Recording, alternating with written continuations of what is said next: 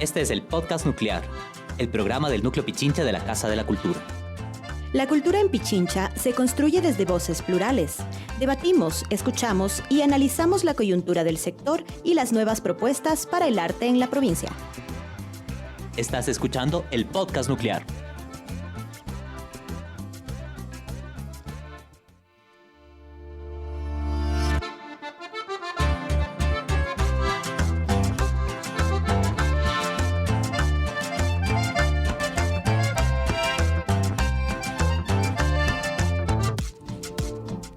En marzo de 1908, un grupo de mujeres trabajadoras de la industria textil en Nueva York se manifestaron para exigir mejores condiciones laborales y el derecho al voto. Este hecho, aunque trágico en sus repercusiones, marcó el inicio de una serie de movimientos que con el paso de los años consolidaron el 8 de marzo como un símbolo de lucha feminista y la reivindicación de los derechos de las mujeres. Bienvenidas y bienvenidos a un nuevo episodio del Podcast Nuclear, el programa del Núcleo Pichincha de la Casa de la Cultura Ecuatoriana. Soy Natalia Santamaría Zurita y hoy estaré acompañándote durante los próximos 60 minutos en los que hablaremos del 8M, el Día Internacional de la Mujer. Antes de arrancar esta entrega, quiero agradecer a todo el equipo que hace posible este proyecto. Satrina Álvarez en la transmisión y monitoreo, Diego Salazar en los controles, Eduardo Sotomayor en las redes sociales, Sofía Torres y Santiago Campos en el diseño gráfico y producción, y a todo el equipo del Núcleo Pichincha que ahora mismo nos escucha. Recuerda que nuestro programa se transmite en vivo por Cultura FM 100.9, Radio Casa de la Cultura Ecuatoriana, todos los viernes a las 10 a.m. Además pueden escuchar este y los demás episodios en Spotify, YouTube, Facebook y también nos pueden encontrar en Instagram. Estamos como Podcast Nuclear. Bienvenidas, bienvenidos. Vamos a El Sofá.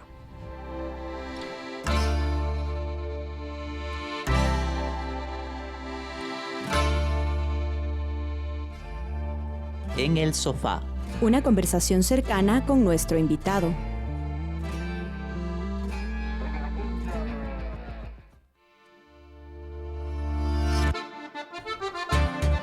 Hoy no solo hablaremos de cifras, fechas y hechos históricos, sino también de lo que este día representa para millones de mujeres alrededor del mundo.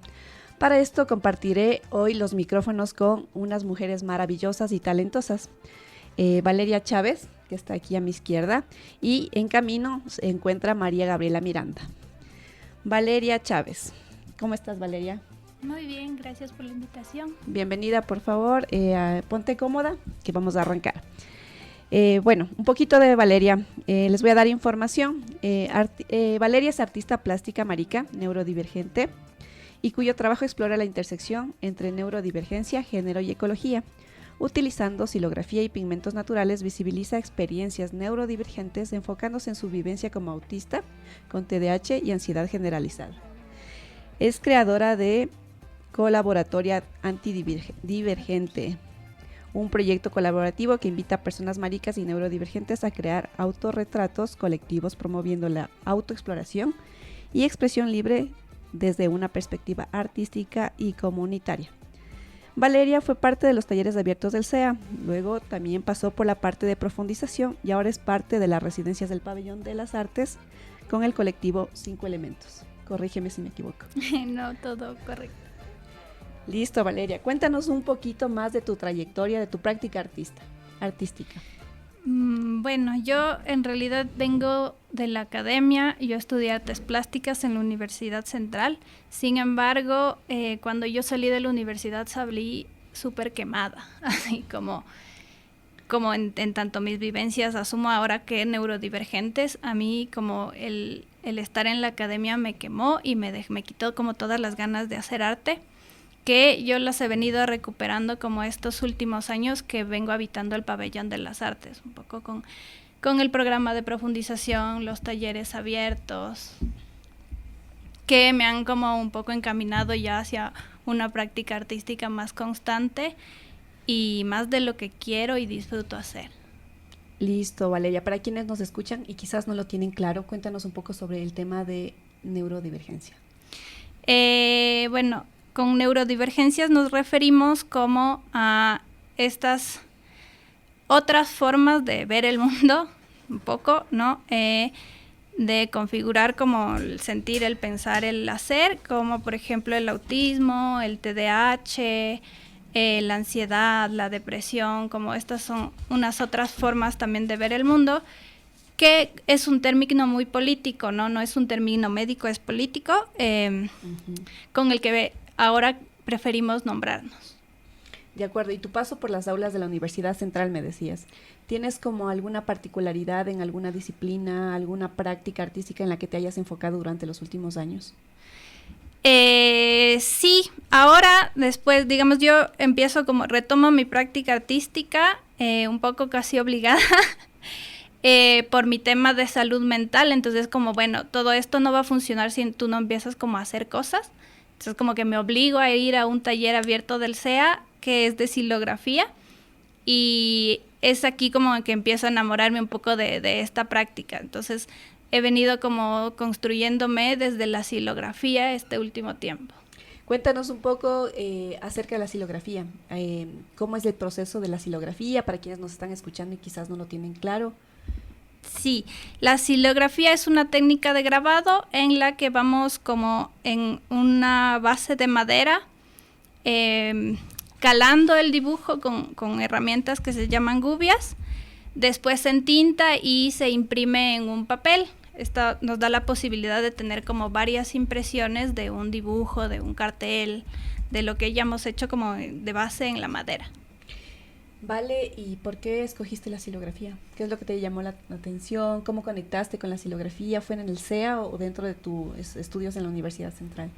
Fue dentro del CEA, en realidad, como te digo, yo salí de la universidad y un poco abandoné mi práctica artística. Y bueno, cuando yo regreso, como que voy al CEA y encuentro como esta posibilidad de hacerlo a partir de la silografía, como un poco más libre, ya sin enfocarme tanto en la técnica un poco, y empezar como solo a disfrutar de esto que estoy haciendo. Además, claro, yo vengo como todo este tiempo que no hacía arte, vengo como también trabajando mucho en el tema de la ecología, de la defensa del territorio, y la silografía como que me da también esta posibilidad de como seguir como ampliando este camino. Cuéntame un poco entonces esta intersección entre la ecología, ¿cierto?, y la práctica artística. ¿Cómo logras, digamos, conectar estas dos disciplinas para poder crear tu obra? Y creo que todavía es un camino que estoy recorriendo. Como yo trabajo mucho con plantas medicinales y es como lo que a mí me lleva a querer también como no separar mis prácticas en la vida, sino a conjugarlas todas. Así. Y claro, desde la medicina con plantas la medicina con plantas, también desde el arte se puede hacer como medicina y hablar como del territorio, de las plantas, de todo esto que implica también un poco la defensa del territorio. Genial, qué lindo poder escucharte y saber como la posibilidad de poder conectar, ¿no es cierto?, tu gusto por las plantas y también tu práctica artística. Cuéntame un poco cómo fue esta transición, si se quiere, a la parte de la fase de profundización. Para quienes nos escuchan, la fase de profundización es como una etapa a la que ingresan varias personas que previamente participaron en talleres abiertos del CEA, ¿no es cierto?, para, como su nombre lo dice, profundizar algunas disciplinas técnicas artísticas, ¿no es cierto?, y desarrollar su proyecto creativo. Cuéntanos un poco en qué consistió tu proyecto artístico durante la fase de profundización, cómo lo sentiste, cómo lo viviste. Yo creo que con la fase de profundización yo empiezo como a integrar como todas estas ideas y vivencias que tengo, y bueno, como dices, al final tendríamos que presentar como un proyecto comunitario que viene siendo como la colaboratoria artidivergente que habías dicho antes, que es un proyecto que junta a personas maricas, trans y neurodivergentes para realizar como proyectos colectivos artísticos de autorretrato para visibilizar y politizar un poco además nuestras vivencias en torno a este sistema que es capacitista, que es patriarcal, racista, transfóbico. como acuerparnos un poco ahí para poder también visibilizar como estas necesidades que tenemos. Perfecto, vale. Bueno, y entrando un poquito como al tema de la práctica artística, ¿no es cierto? Hablaste mucho sobre el autorretrato, creo que este es como un recurso que varias artistas lo abordan. Cuéntanos un poco desde dónde tú lo haces, ¿por qué el autorretrato se te ha hecho complejo trabajarlo? ¿Desde dónde lo abordas? Sí, bueno, un poco desde mi experiencia personal, yo vengo como... A ver, yo tengo un diagnóstico tardío de autismo, del TDAH y de la ansiedad generalizada, ¿no? A mí me diagnostican casi a los 30 años y en medida de eso yo empiezo a hacer una búsqueda de identidad también. Y que me sirvió a mí un poco el autorretrato, pero además como ser parte de, como también entenderme junto a otras personas. Entonces, así nace un poco la colaboratoria también de colectivizar esto que nos está pasando en medida de que yo me puedo ver, de identificarme a mí mismo. Suena como raro, pero sí, a veces como no nos vemos a nosotros mismos y no colectivizamos esto que nos pasa. Qué interesante, Valeria. Bueno, también quisiera tal vez adentrarnos un poco a cómo es que luego de este resultado, ¿cierto? Que habíamos dicho, pasas por los talleres abiertos del CEA, luego a la fase de profundización. De lo que tengo entendido, resulta que se enganchan con algunos compañeros y compañeras y deciden trabajar o postular para una residencia artística aquí en el Pabellón de las Artes. Cuéntanos un poquito sobre ese proceso también. Me parece súper interesante porque has venido ya desde un largo recorrido en el pabellón, ¿no? Sí, no, vinimos una vez y no nos fuimos nunca más. Sí, como dices, en la fase de profundización conocí como más personas que terminamos siendo como amigues y además como nuestras prácticas artísticas estaban también muy por el mismo camino, ¿no? Y decidimos como también juntarnos para no abandonar un poco también la práctica artística y poder seguir también creando en colectivo.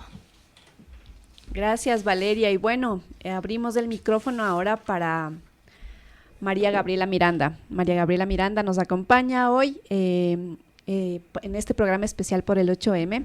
María Gabriela Miranda es bordadora, pedagoga artística y activista ecofeminista. Ella es parte de la colectiva Bordar la Ternura. Bienvenida, María Gabriela. Gracias, Nati. Muchas gracias por el espacio. Qué gusto estar aquí. De verdad es bastante grato poder compartir estos espacios de diálogo con mujeres poderosas. Qué bueno que nos acompañes ya, Maga. Qué gusto y qué placer poder contar con tu visita el día de hoy. Estábamos hablando un poquito sobre la trayectoria de cada una, ¿no es cierto? Y de su práctica artística. Maga, porfa, cuéntame, ¿qué fue primero lo que llegó a tu vida? Si la pedagogía o el bordado. La pedagogía. Cuéntanos un poquito. Pero es bastante loco, ¿no? La vida donde nos pone. Usualmente me he desarrollado como profesional en proyectos de desarrollo que por supuesto han involucrado el arte como una herramienta fundamental de transformación, de cambio. También dentro de la conservación ambiental.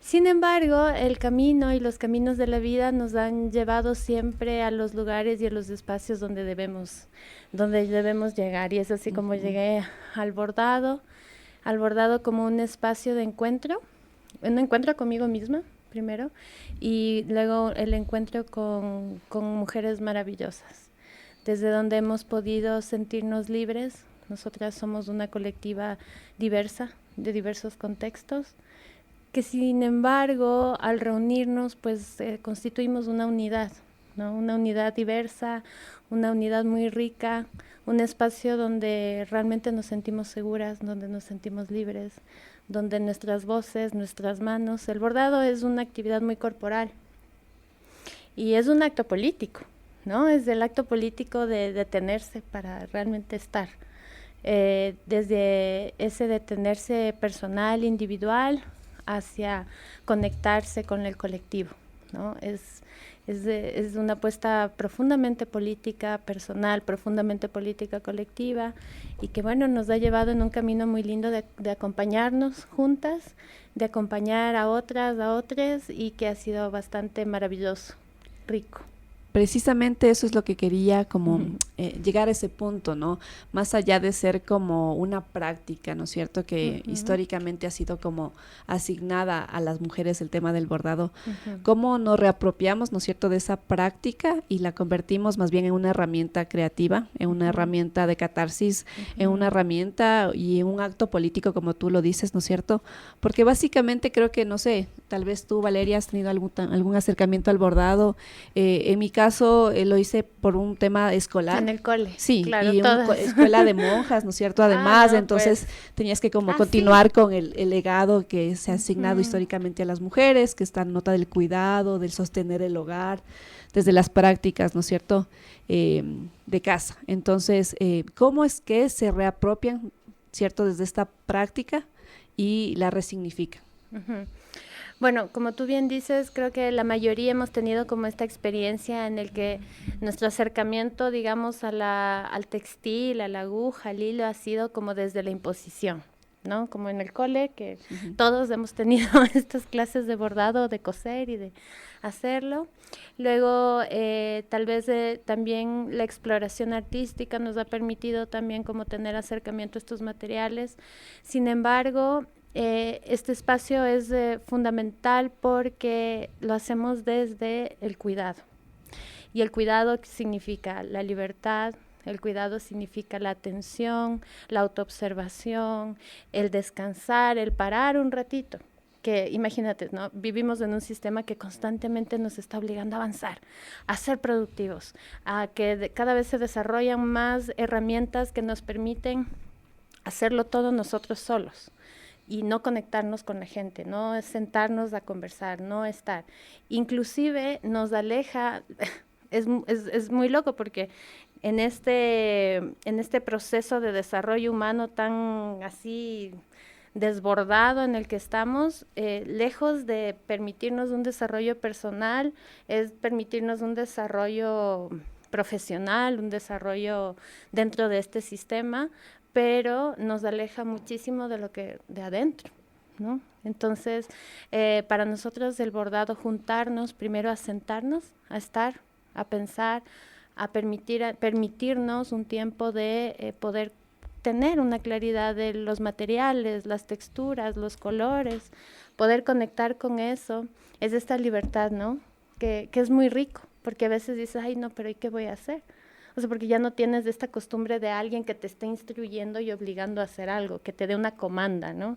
Ahora somos nosotras decidiendo qué hacer, cómo hacerlo, cómo sentirlo, desde el sentipensar, desde corazonar estos procesos, que es algo maravilloso.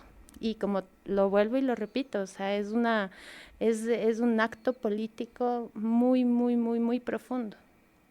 Cuéntanos un poco cómo es que nace Bordar la Ternura. Entiendo, aparece o nace más bien en noviembre del 2021 y a partir de entonces se ha convertido en una amplia comunidad de bordadoras. ¿Cuántas mujeres hacen parte de la comunidad? Somos una comunidad inmensa. Bueno, cada vez somos más y más.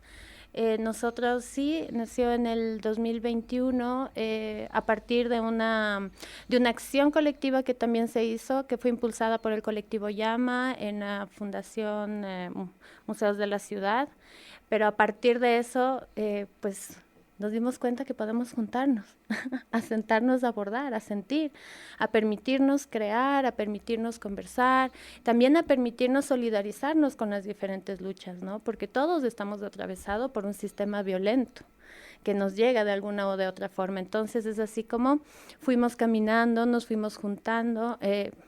Juntarnos en el espacio público ha sido fundamental, porque entendemos el espacio público como un espacio común, ¿no? En un espacio común donde podemos sentarnos, dialogar entre todas, estar y, bueno, pues ejercer nuestra actividad de bordado. Y, bueno, hemos seguido caminando desde el año pasado dentro de esta comunidad que cada vez sigue ampliándose y es muy hermoso porque tenemos siempre la oportunidad de reunirnos, de encontrarnos con otras compañeras bordadoras. y ha sido maravilloso compartir pues la diversidad de experiencias. Y bueno, el año pasado, pues dentro de toda esta comunidad, encontramos como un grupo con el que nos mantenemos como muy, muy, muy activas, como haciendo proyectos, ya desarrollando iniciativas propias del colectivo, de la colectiva, y así es como seguimos caminando, acompañándonos. ¿Por qué bordar? Porque, ¿por qué no? ¿Y para qué bordamos? Sí, bordamos por la vida. Sí, bordamos por existir. Ayer estábamos en Flaxo justo compartiendo un espacio y hablábamos lo que era reexistir, ¿no? Como existimos desde la diversidad, existimos desde nuestras voces, desde nuestras manos, desde todo lo que somos, y el bordado nos permite eso. Y ser muy conscientes de todo esto hermoso que somos y que podemos ponerlo al servicio de la vida misma, que empieza desde nuestras propias vidas hacia la vida en el colectivo. La colectiva Bordar la Ternura también ha consolidado un trabajo que va más allá de esta práctica, digamos, de encuentros para bordar, ¿no es cierto? Ha desarrollado proyectos que tienen que ver con el artivismo, la acción política, la sanación, la educación popular y el arte textil. Cuéntanos un poco más de los proyectos que lleva a cabo la colectiva. Bueno, a ver, tal vez y por el contexto quisiera conversar sobre el proyecto de la manta sobre las víctimas de feminicidio. Este es un proyecto que inició en el 2022. Es un proyecto que nació precisamente horrorizadas ante las estadísticas que crecían y seguían, ¿no?, creciendo al respecto de los feminicidios de nuestro país. Así que, bueno, con las compañeras conversamos y decidimos, bueno, vamos a hacer algo, necesitamos visibilizar esto de otra manera, necesitamos honrar sus memorias, necesitamos decirle a nuestra sociedad que no son olvidadas, sino que son recordadas. ¿Y cómo podemos hacerlo? Bueno, pues por medio del bordado. Esta es una actividad que una de nuestras compañeras muy querida, Verónica Alvear, ha llevado y ha sostenido durante estos años desde su proyecto Shungomanta, una colaboración con Bordar la Ternura, en donde se ha bordado en varias ciudades, en diferentes territorios, con diferentes comunidades, donde se habla, ¿no?, donde nos damos también la oportunidad de hablar de esto que nos está pasando, nos están matando. Y lejos de pensar que este listado de nombres, porque es un listado muy, muy grande, estemos cercanos a poder terminarlo, pues más bien siguen aumentando, ¿no? Los nombres siguen aumentando y es bastante doloroso. Sí, eso es uno de nuestros proyectos en colaboración que la verdad nos mueven muchísimo, son profundamente importantes y honramos mucho también el trabajo y acompañamiento que ha tenido Vero con este proceso. Bueno, ahora que estamos como más en ambiente, entrando en calor, vamos como acercándonos a nuestro tema de central, ¿no? Y vamos a dar paso a la trama.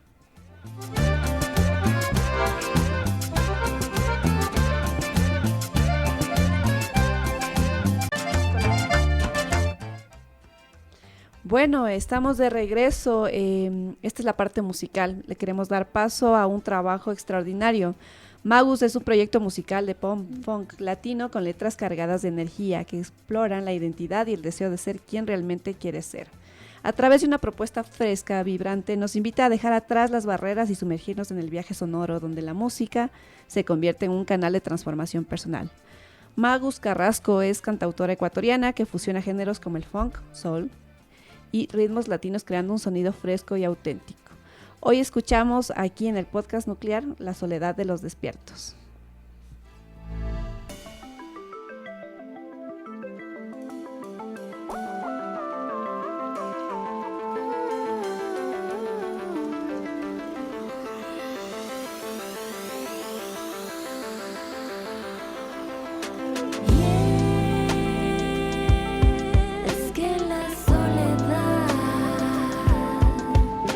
Transito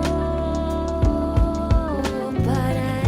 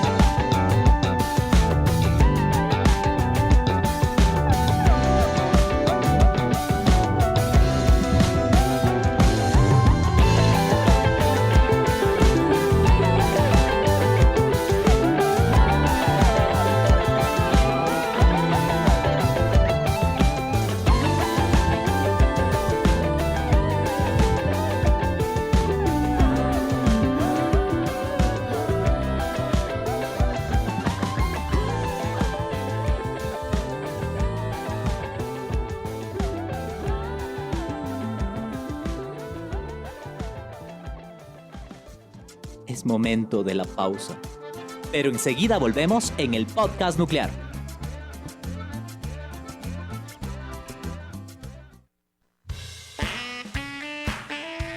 Publicitarios y promocionales en Cultura FM.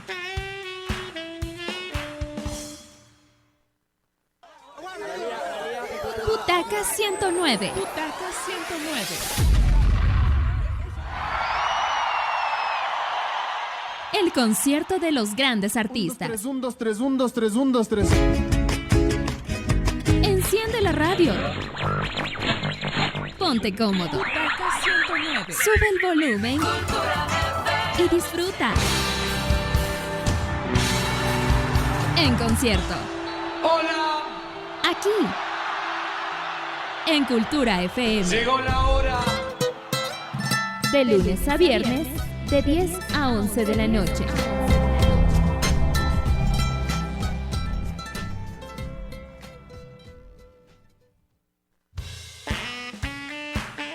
En Cultura FM terminan los promocionales y publicitarios.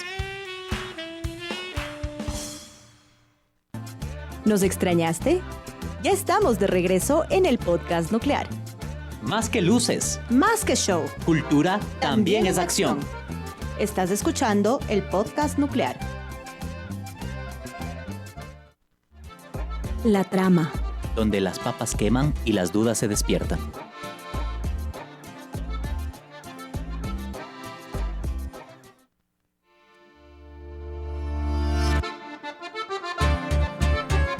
Bueno, y estamos de regreso y queremos mandar un saludo a todas las personas que nos escuchan desde la radio parlante del Pabellón de las Artes, una iniciativa propuesta por las y los compañeros que hacen parte del proyecto Pabellón de las Artes para sentirnos más cercanos, más seguros dentro de las prácticas artísticas creativas que se vienen desarrollando en este sitio, espacio. Si todavía no lo conocen, estamos cruzando el Parque El Arbolito justamente en la 12 de octubre y Tarqui.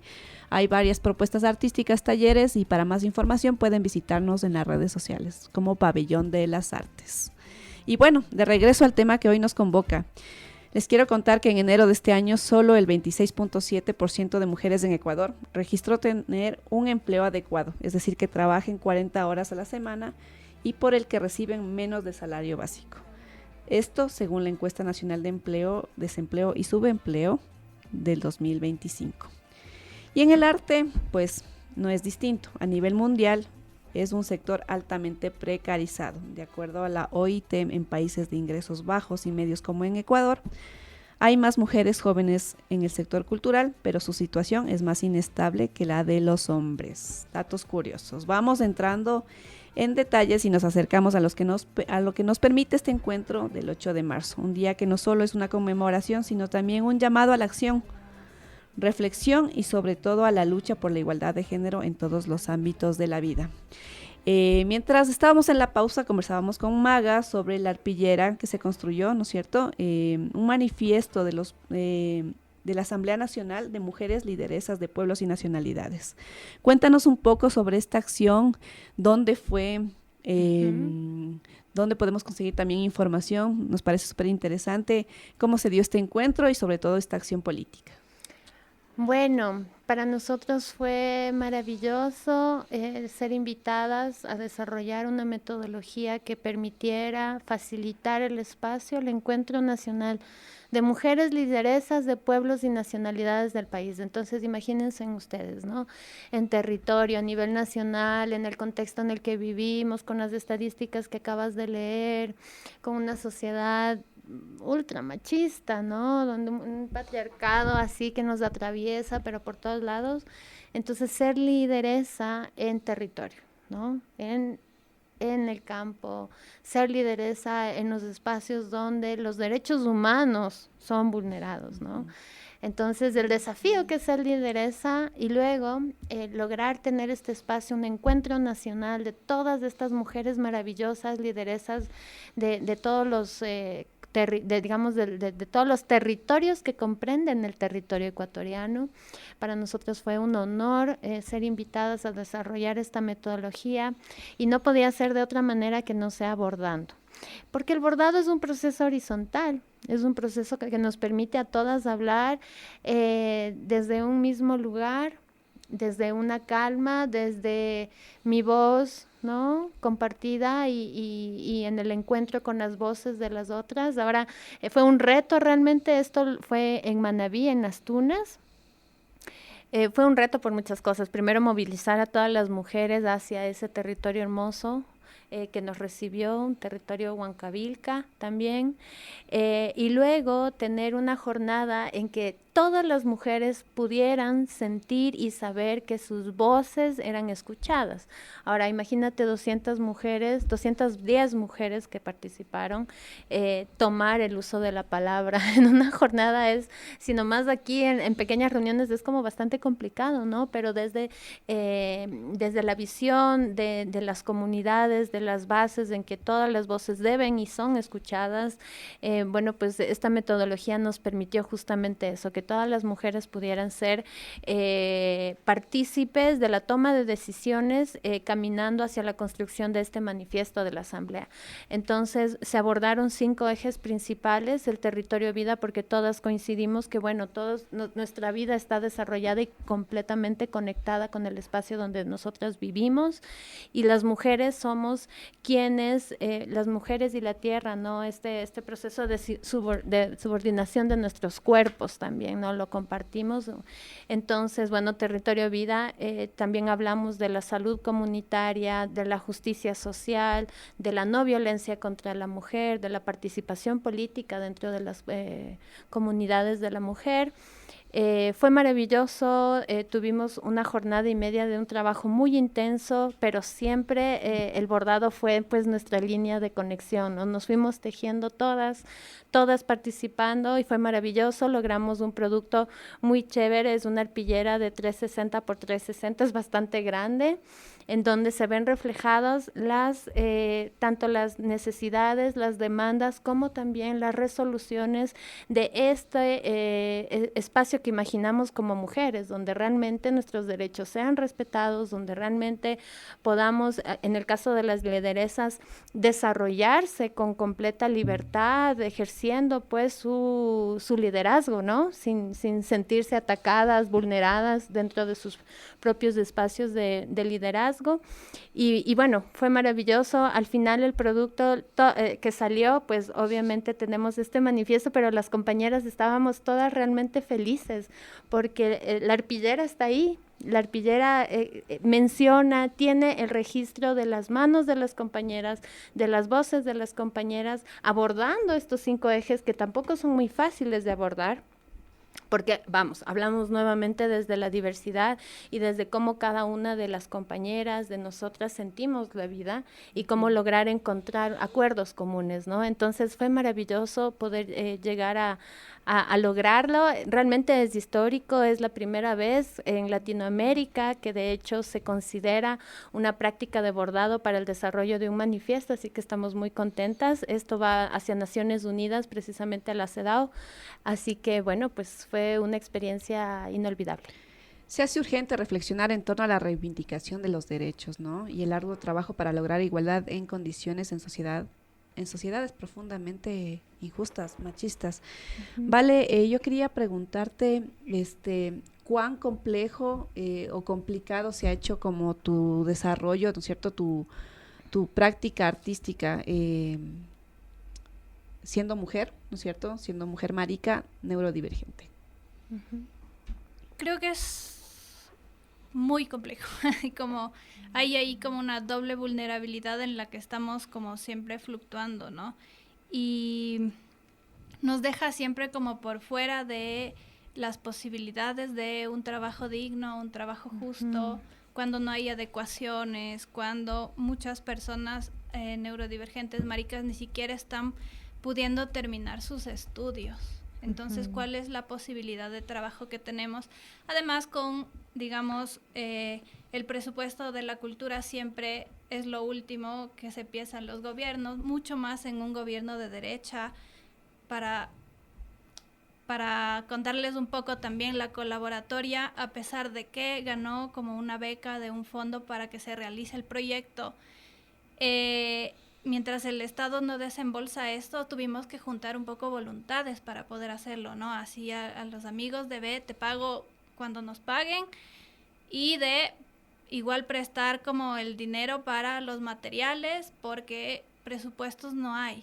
O sea, y los pocos que hay como también demoran el llegar, porque con un Estado cis, patriarcal, de derecha, como que todo el tiempo nos está vulnerando. ¿Quiénes somos además las primeras líneas en perder derechos? Somos las personas maricas, las personas neurodivergentes, las mujeres.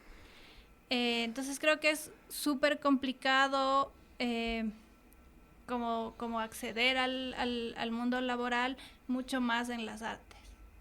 Sí, es verdad, nos siguen precarizando. Creo que como esta habrá más historias, ¿no es cierto?, más casos. Lamentablemente siguen vulnerando nuestros derechos. También nos siguen matando, y yo quería como retomar el tema de la manta, porque me parece que es una práctica comunitaria colaborativa súper importante, y aprovecho también el espacio para mandar un saludo a Verónica Alviar. Es la persona, es de Shungumanta, ¿no? Su proyecto, el que acogió este último tiempo abrazó a la manta, podríamos decir, y es un proceso tan sensible y comprometido. Yo he tenido la oportunidad de poder seguirlo de cerca, en donde más allá del bordado, todo lo que tiene que ver detrás de este proceso, la gestión, ¿no es cierto?, la movilización, los talleres, el tema de generar como estos diálogos horizontales que tú decías, Maga, me parece que es un trabajo súper arduo y valioso. Más o menos, ¿cuántos son los nombres que están bordados ahí? Recordemos que la manta recoge el nombre de las mujeres que han sido asesinadas, ¿cierto? A partir del 2021. De las que conocemos, además son datos a los que tenemos acceso, no sabemos que hay muchas mujeres que se quedan por fuera de esta lista. Sí, eso es lo profundamente doloroso, ¿no? La manta tiene bordados aproximadamente 900 nombres ahora. Seguramente están un poquito más, y bueno, tenemos listas y listas y listas de nombres que faltan por bordar, ¿no? Pero si hay algo que debemos decir es que definitivamente el espacio del bordado de los nombres, como tú bien dices, Vero ha sostenido este espacio, ha logrado hacer que se pueda abordar en diferentes territorios, y en estos diferentes territorios abordar el tema del feminicidio y hablar sobre la violencia hacia la mujer de una manera bastante sensible, honrando la memoria de las mujeres que estamos bordando, de los cuerpos feminizados que estamos bordando también, desde un acto político, desde el amor, ¿no? Desde la ternura, porque es que ahora el sistema nos obliga a ser tan duros y ponte dura y a ponerse así, pero en verdad el bordar desde el amor, ejercer prácticas desde el cuidado, desde la ternura, es pues nuestra mejor arma, es lo que nosotros decimos, ¿no? Y la manta es precisamente, ¿no? Es un reflejo absoluto del amor, del cuidado, en este caso Vero, que ha llevado el proceso durante esta última época, y de las cientos de personas que han acompañado este proceso, que han bordado junto a Vero, que han bordado con nosotras también, y que mantienen viva. La manta es de memoria viva, y lo vamos a seguir manteniendo así hasta que ya no tengamos que bordar más nombres, hasta que las mujeres no seamos vulneradas ni asesinadas en el Ecuador.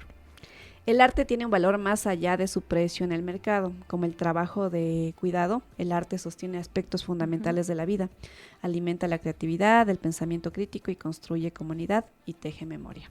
Muchas gracias, chicas, por su tiempo, gracias, por su valiosa presencia, sus experiencias. Recuerden que el podcast está aquí, abriendo los micrófonos para cualquier iniciativa. Con esto damos paso a la caída.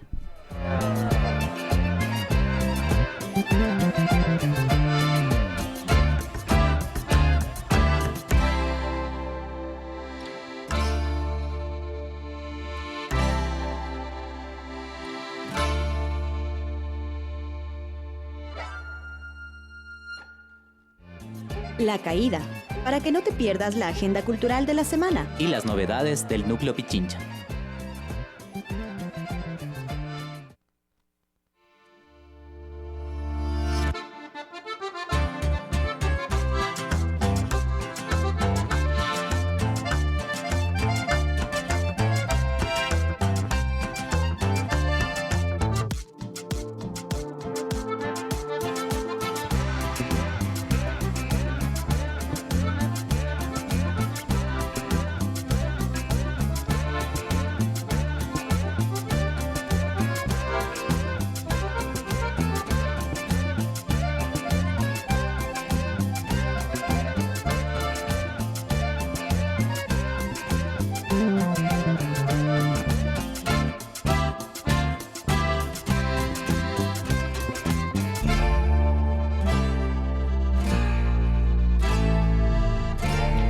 ya estamos de regreso en el podcast nuclear y esta vez estoy con la grata compañía de John Tixe.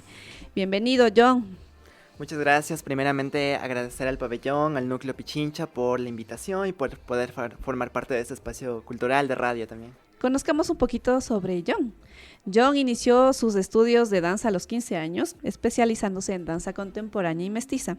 A lo largo de su trayectoria ha apoyado en la gestión y ha participado de manera independiente en proyectos interdisciplinarios. En el 2023 fue parte de la creación de Danceres, elenco de danza mestiza y contemporánea, donde actualmente se desempeña como director.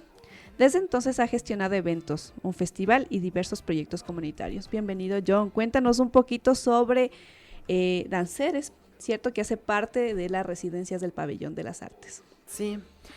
Bueno, primeramente contarles que iniciamos nuestros proyectos, nuestro trabajo como elenco en 2023, sí, en septiembre. Entonces tenemos recién 1 año y medio aproximadamente. Esto ha sido un trabajo realmente comunitario. No soy solo yo quien ha estado a cargo de todo este proyecto como tal, sino también de mis compas que son Emily Pozo y Keila Albuja, que ahorita no están aquí, pero sí cabe, es importante mencionarlas también. Ha sido un proceso realmente bonito, esencialmente bonito, pero un poquito arduo también, porque nosotros entramos, claro, antes estábamos en un elenco, sin embargo no conocíamos como mucho de cómo se mueven las cosas, en la gestión, en cómo manejar este tipo de eventos y demás. Sin embargo, preguntando, como dicen, ahí buscando las oportunidades y demás, hemos logrado conseguir cosas bastante chéveres realmente. Como mencionaban, hemos participado en festivales, en desfiles, y todo ha sido un proceso arduo. Ahorita tenemos ya en nuestro repertorio 4 obras, sobre todo de danza mestiza y también danza contemporánea. Y últimamente hemos estado participando en proyectos interdisciplinarios también, que fueron realizados en el Centro Cultural Metropolitano. Bueno, estamos en proceso de eso, en el Centro de Arte Contemporáneo también, que han sido un proceso bastante chévere, la verdad, a través de la danza contemporánea, a través de la experimentación del movimiento. Y eso realmente muy agradecido, porque sí, ese ha sido el proceso que hemos tenido. Genial. Cuéntanos un poco de los detalles de la residencia, no sé, cómo ha sido el acompañamiento, ¿cierto?, del Núcleo Pichincha y del Pabellón de las Artes para la gestión y sobre todo la práctica artística que ustedes llevan a cabo. Y también, de paso, cuéntanos cuántas personas hacen parte de este elenco. Sí, bueno, realmente muy agradecido con el Núcleo Pichincha, con el Pabellón de las Artes, sobre todo con los mediadores del Pabellón de las Artes, porque han sido yo les digo, como hermanos mayores realmente. Así que uno va, les pregunta como que, ¿qué hago con esto? Lidia, Alejo, ¿qué hago con esto? Entonces ellos son muy, claro, puedes hacer así, y dan un montón de opciones. Realmente ha sido algo bastante grato poder formar parte de esta residencia y compartir con grandes artistas también, ¿no? Porque tienen una amplia trayectoria y conocen bastante. Entonces siento que para nosotros que estamos comenzando en este mundo de la gestión, de mantener un elenco y demás, es algo bastante gratificante poder tener a quien preguntarle sobre cosas que no sabemos. Nosotros contamos con 10 integrantes en el elenco. Tenemos 2 divisiones, uno que es enfocado a la danza mestiza y otro que es enfocado a la danza contemporánea. Y igual hacemos como una fusión de ambas también, algunas obras también. Qué bien. Recordemos que el programa de las residencias del Pabellón de las Artes no solamente es dotar de espacio físico para los ensayos o espacios para la creación artística, también el equipo del Núcleo Pichincha acompaña, como tú dices, las iniciativas, ¿cierto? Y también buscamos como gestionar, que se puedan articular también en los proyectos. Eso me parece algo maravilloso, porque además de seguir con su propuesta artística, también se tejen redes al interior del pabellón. Cuéntanos qué están trabajando ahora, si tienen como alguna planificación, un cronograma de presentaciones próximas. Sí, justamente este 16 de marzo vamos a presentar una propuesta que es de danza contemporánea, más como un proceso experimental que hemos venido desarrollando en el Centro Cultural Metropolitano, que va a ser basado en la exposición que se encuentra actualmente, que es de Jaime Andrade Moscoso. Hemos desarrollado una investigación. Siempre para cualquier proceso creativo que realizamos es siempre una investigación muy profunda. Somos muy, como regla nuestra, así primero investigar directamente, o sea, todo lo que queremos hacer, y de ahí sí poder arrancar, no hacerlo directamente como, a ver, esto creo que se ve bonito así, así, entonces no. Siempre buscamos como un porqué, una razón de por qué lo hacemos y qué queremos reflejar con esto. Entonces, la siguiente semana vamos a presentar, ahí va a ser como un encuentro, bueno, no un encuentro, sino va a ser como una intervención en la exposición, que va a ser para el cierre de la exposición. Entonces, quienes escuchan, invitados todos a ir, va a estar súper chévere. Eso por esa parte. También estamos planificando la grabación de una de nuestras obras que queremos hacerla en el Pabellón de las Artes, en el auditorio. Esto para justamente poder tener ya como más registradas nuestras obras y demás, y también que sea para el público, para que pueda visualizar más nuestro trabajo que hemos venido realizando. También estamos planificando un festival para el mes de la danza, que es en abril. Entonces es los trabajos más grandes en los que estamos trabajando actualmente. Uh-huh. Cuéntanos más detalles, esto me parece súper interesante. El mes de la danza en abril, ¿cierto? Uh-huh. ¿Qué tienen previsto hacer? ¿Sabemos ya de pronto alguna fecha específica para que la gente que nos escucha se vaya programando? Claro, estamos planificándolo para la última semana de abril y en dado caso que no se pueda, tal vez para la primera de mayo sería. Sí, pero obviamente dentro de este marco de la danza. Lo que planificamos es hacer algo como un encuentro de diferentes disciplinas. Especialmente me gustaría personalmente que participen varios grupos del pabellón mismo, porque dentro del pabellón no soy solo el único grupo de danza, sino hay muchos más que se dedican a diferentes estilos. Entonces me gustaría justamente dar esta imagen, ¿no?, de que la danza no es solo tradicional, no es solo contemporáneo, no es solo clásico, sino son varias formas, varias disciplinas. Entonces sería como un encuentro. Bueno, John, como les decía, es director de Danceres. Cuéntanos dónde podemos encontrar más información de la agrupación, del elenco, ¿no es cierto? Las redes sociales donde podemos encontrar.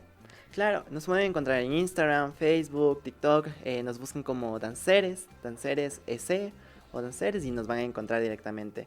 Si no, igual en las redes del pabellón van a encontrar que estamos ahí, el trabajo también que hemos realizado, nos van a encontrar ahí también. Claro que sí, John, muchísimas gracias por tu visita. Entonces estamos pendientes de Danceres en Instagram y Facebook, o también información de esta y otras residencias en las redes sociales del Pabellón de las Artes. Y bueno, ahora vamos a pasar a las novedades del Núcleo Pichincha, que son bastantes y que queremos compartirles. Este jueves 13 de marzo se llevará a cabo en la Unidad Educativa Tumbaco la presentación de la tan esperada Guía de Mediación Artística para las Infancias del proyecto AYA, una iniciativa del Núcleo Pichincha en colaboración con la Secretaría de Cultura del Distrito Metropolitano de Quito. Pero ojo, también el lanzamiento será público. Se llevará a cabo este miércoles 19 de marzo desde las 9:30 en el Centro de Arte Contemporáneo, así que les esperamos.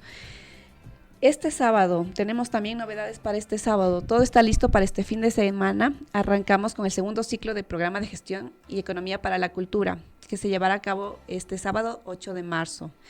Se desarrollará la primera de varias sesiones en Rumiñahui y luego continuaremos con otros ejes cantonales de la provincia. Esta iniciativa se desarrolla gracias al trabajo articulado del Núcleo Pichincha y la cooperativa Jardín Azuayo.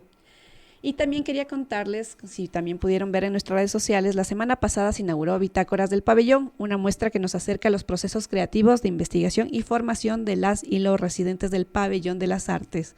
La muestra es permanente y de acceso libre. Pueden consultar los horarios en nuestras redes sociales. Y pasando al Prometeo, el teatro abre su convocatoria para coproducciones 2025. Buscamos propuestas innovadoras, desafiantes y llenas de creatividad. Así que si tienes un proyecto, el Prometeo es el espacio perfecto. Consulta las bases en las redes sociales del teatro y puedes postular hasta el 16 de marzo.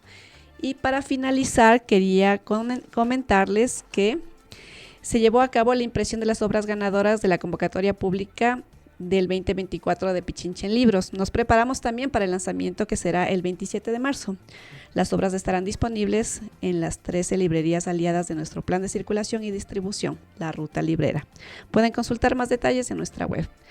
Eso fue todo por hoy. Soy Natalia Santamaría Zurita. Fue un placer compartir con ustedes este episodio. Pueden seguirnos en redes sociales y en nuestra página web.